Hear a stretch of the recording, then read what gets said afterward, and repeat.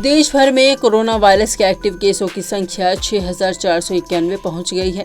बीते 24 घंटे में 358 नए केस सामने आए हैं। केरल में सबसे ज्यादा 1957 केस मिले हैं।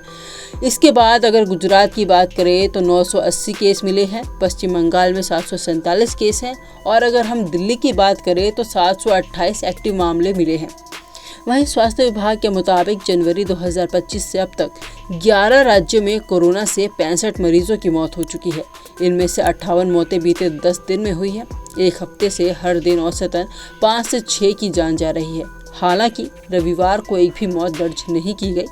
स्वास्थ्य विभाग के ऑफिशियल सोर्स के मुताबिक कोरोना के बढ़ते केसों के बीच केंद्र सरकार तैयारियों की मॉक ड्रिल कर रहा है। सभी राज्यों को ऑक्सीजन, आइसोलेशन बेड, वेंटिलेटर और जरूरी दवाओं की पर्याप्त व्यवस्था करने के निर्देश दिए गए हैं।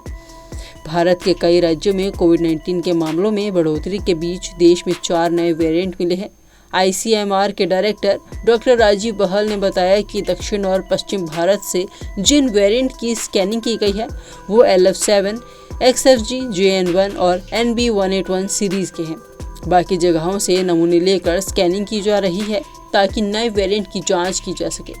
मामले बहुत गंभीर नहीं हैं और लोगों को चिंता नहीं करनी चाहिए, बस सतर्क रहना चाहिए।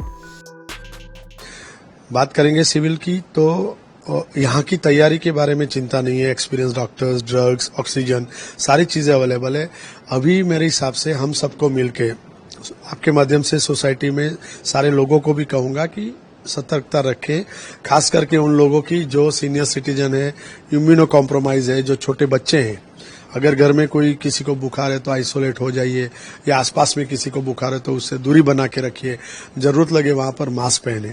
अगर इतनी छोटी सी चीजें हम ध्यान रखेंगे तो अपने आप को संक्रमित होने से बचा सकते हैं और इस हिसाब से हमारे फैमिली को भी। नहीं, जिस हिसाब से हमको इन्फॉर्मेशन मिल रही है वो ये ओमिक्रॉन का वेरिएंट ही है। तो जब भी वायरस किसी और में जाता है तो वो बदलते रहते हैं, वो अपना रूप रंग बदलता रहता है।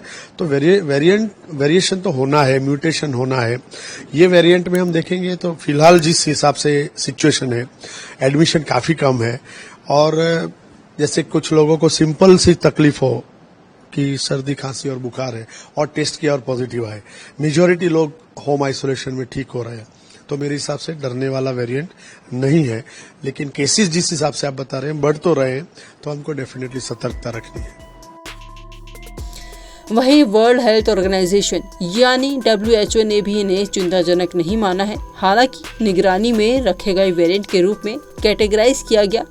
चीन सहित एशिया के दूसरे देशों में कोविड के बढ़ते मामलों में यही वेरिएंट देखा जा रहा है। NB181 के A435S, V445H और T4781 जैसे स्पाइक प्रोटीन म्यूटेशंस अन्य वेरिएंट की तुलना में तेजी से फैलते हैं। इन पर कोविड के खिलाफ बनी इम्यूनिटी का भी असर नहीं होता।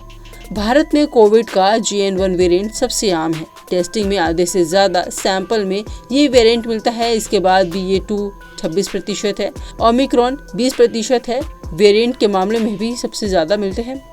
JN1 ओमिक्रॉन के BA286 का एक स्ट्रेन है। इसे अगस्त 2023 में पहली बार देखा गया था। दिसंबर 2023 में WHO ने इसे वेरिएंट ऑफ इंटरेस्ट घोषित किया। इसमें करीब 30 म्यूटेशंस हैं जो इम्यूनिटी कमजोर करते हैं।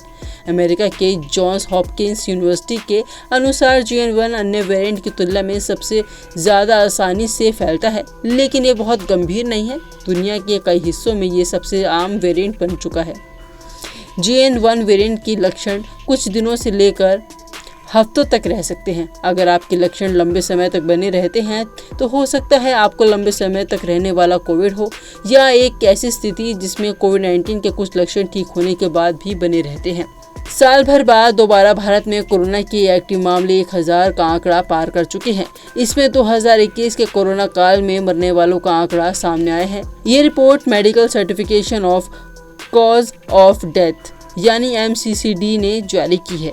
इसी तरह के तमाम अपडेट्स के साथ बने रहिए और देखते रहिए punjabkesari.com।